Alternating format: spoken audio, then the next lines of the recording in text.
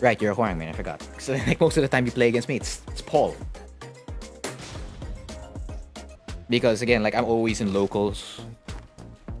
And you know, some people have said like, you know, you're always gonna see these guys. So it's like, okay, so that's like where my impact is, right? So I'm like, okay, focus more and like hone more on the Philippine scene then, right? Because you can help a lot more. While what do you call this, still creating stuff for, you know, the Western side of things, right? And that's what Open Hwang Lessons is. So it accomplishes all the things I wanted to accomplish, which is great. And of course, I wanted to hone more in the Philippines. So on our local scene, it's like giving back. Oh, that sucks. Because again, this scene is taking care of me, like ever since I came in. So I owe it to them. All the other, well, again, it's mostly high-level players, right? That kind of group. But I owe it still to the whole scene as a whole, because including like the anime scene as well. But I didn't create a lot of content for the anime scene because I'm not playing that many, and I don't want to like add information that isn't kind of correct. It's all like, man, Zaldy be going on here. Stop. And of course, what do you call it? FB is more popular for countries like ours, and there's a lot of activity for, you know, the Philippines and for FB. You see a lot of streamers. Like it was like during that time, like Maru was still streaming, Typhoon was still streaming, Pika was streaming on the daily. You had L streaming from time to time on FB. Like you had a lot of people. You have Lucky Fighter as well. You had Hot E, etc., etc., etc. Like there was a ton of people, even from big to small. So like all the activity was here. And every time I noticed someone move to, let's say, Twitch, their numbers were not the same as their FB numbers. So like it's like just recognizing how you know, where your audience is, right? And of course, again, what your goal is. That's like the most important part. So you just align everything with that. And that's what I did. Did I hit the goal? Sort of. I'm not fully done with my goal, but yeah. It's taking a little bit longer than I expected. But so far, so good. So it's more or less the same time, but it didn't make sense with like how my schedule was at the time. I was thinking about going over to YouTube as well, but I already built it here. So since I already built it here, you know, moving is very difficult. It is.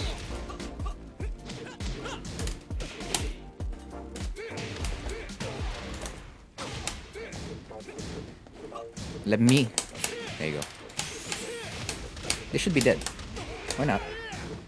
Oi, 18! That could have been your chance! Oh, never mind. You don't need that because I can't break throws. Round 2. Fight. Oh yeah, the culture and the atmosphere over there is like it's completely different, right? Yeah, I like it as well. Like I enjoyed my time there. But of course, like the moment you like start to study how social media works online and all that kind of stuff, and you go from reference to reference. It's the same thing how I do it in Tekken, right? You get all the pieces of information everywhere. You see what works, see what sticks, etc., etc., etc. You learn. Like you don't stick to one source. You have as many as you can. And of course you verify each and every one, etc., etc., etc. Ooh, beautiful. I like that backdash RFF to backlash. Oh no, I'm not giving you that. I know what you wanted there.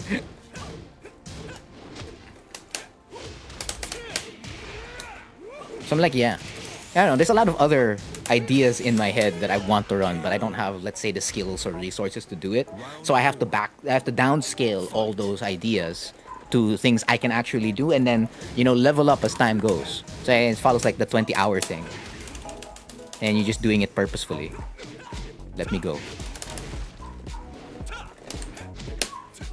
He didn't fall for that. Is it because he's got the hat too? He's channeling his inner cheese. Hey, that's the... I know I tech that. Every Tekken player ever. Back 3. I'll take it.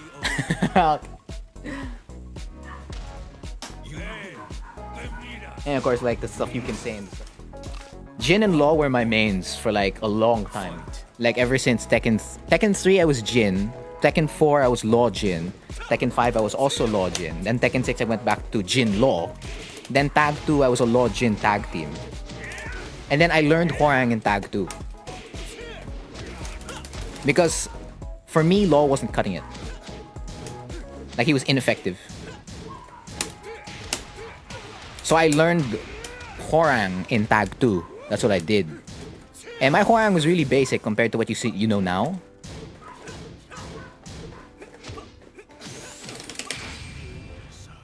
Like my Hwoarang, his job was literally just to back 3 and then tag out to Jin. And Jin wasn't really that great in terms of tagging, doing the tag stuff. So what you could say was I was doing something that was pretty unoptimal. Law Jin is actually a lot better than Hwoarang Jin in that particular setup.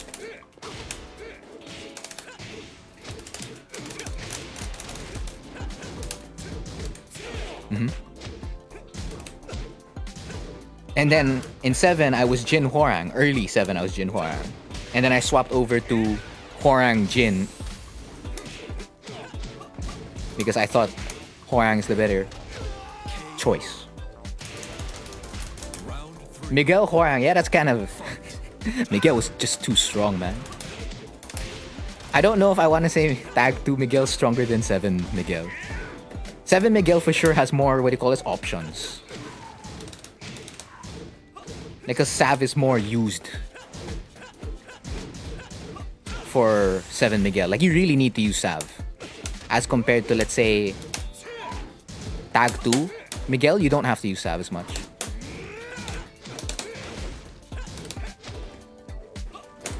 Oh, is this?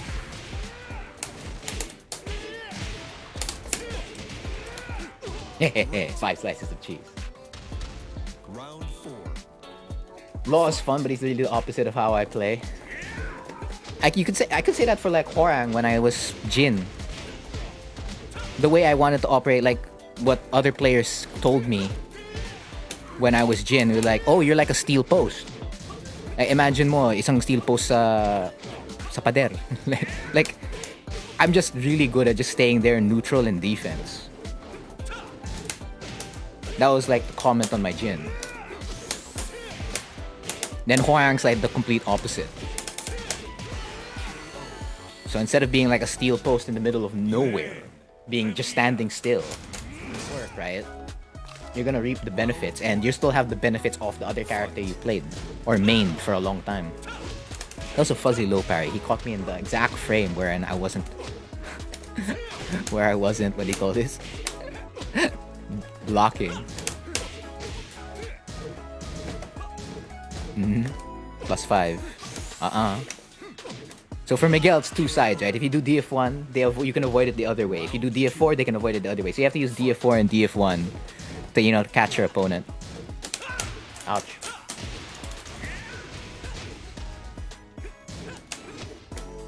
It's an all-out war. Armor King, he chose violence. He woke up to choose violence today. Every time Armor King sees Marduk, I choose violence. Okay, I'm done.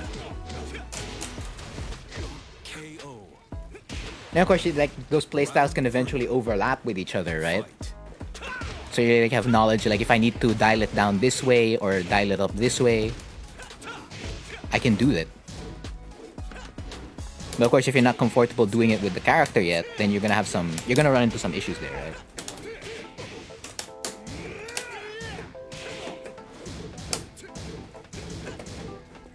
Because before, I'd say my Hwoarang had difficulty against players who controlled the pace and were like pretty offensive. And of course, eventually, and I was looking for a secondary at that time because I was relying too much on Hwoarang. So Miguel was like the first secondary I got, and he was able to help me with that exact problem. The only issue Miguel had during that time was, what do you call this? No offense. Offense is too predictable. Because again, how many options does Miguel have in the first place? Not that many. I like Marduk with a Jaguar mask better. He is Armor King in quotation marks.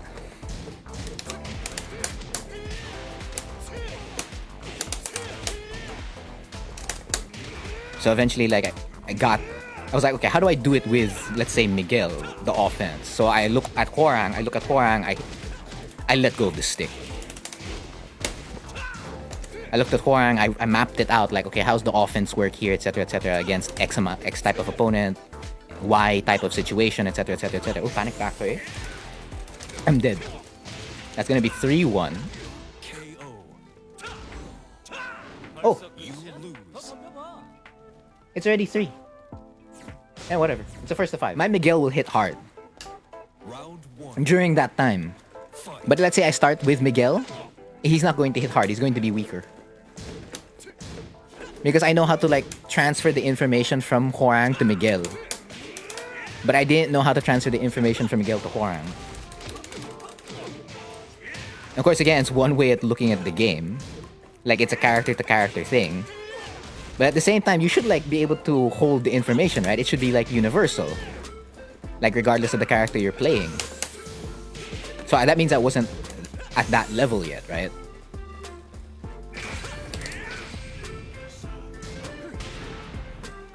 And of course, as time passed by, I made Miguel even better and better and better. To the point that I was playing my secondaries way more than my main.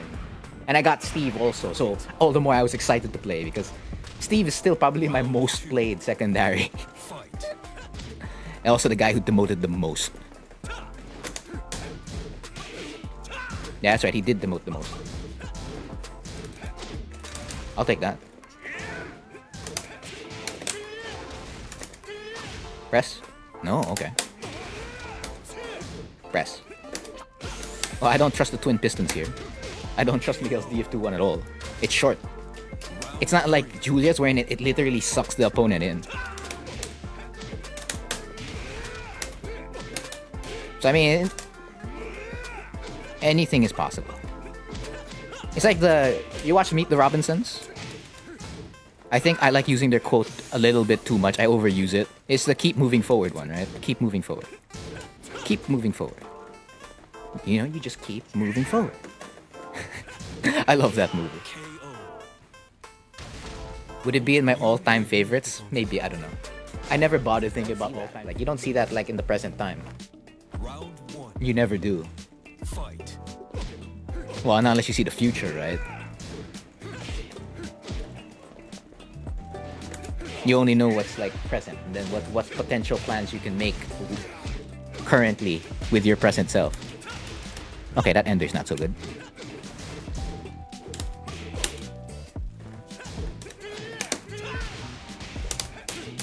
Persistence. Ooh, bawal. I was hop kicking. Non-stop. The striker. Bowling. When was the last time I played bowling? It was a long time ago the last time I played bowling. Yeah, I haven't played bowling in so long. Time Zone has a bowling alley now, right? So, easy access. Because before you had to go to like a country club to like get access to or go to SM, right, for bowling. But now since Time Zone's got bowling, it's gonna be easier to access bowling. Yeah! 2 slices of red cheese. But yeah, that's a long spiel. In term for my Tekken history. Tekken and content history. And mind you, I'm still very small. Very, very small. I'm not big. Hahaha, that's 0 and hit.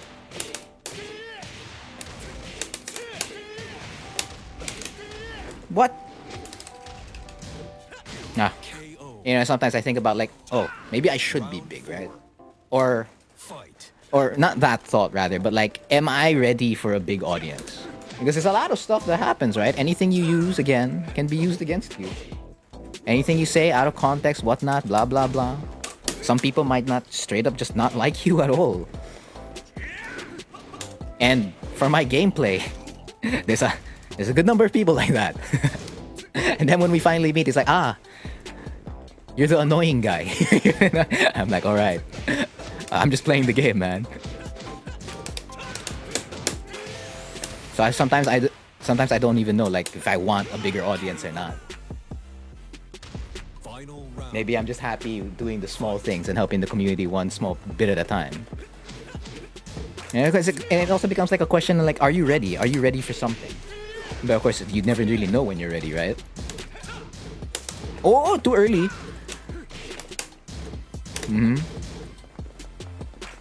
Because for like, let's go back again to like what the history spiel and all that kind of stuff. My first tournament was in 2017. Oh, and good games to Zaldy. You win. Good games. God, one of the two. Okay. Okay. Oh, I didn't do anything. Oh, not you too, man. That's how you play Wang. That's how you play Wang. Guaranteed, it works. 100% success rate with the clickbait YouTube title.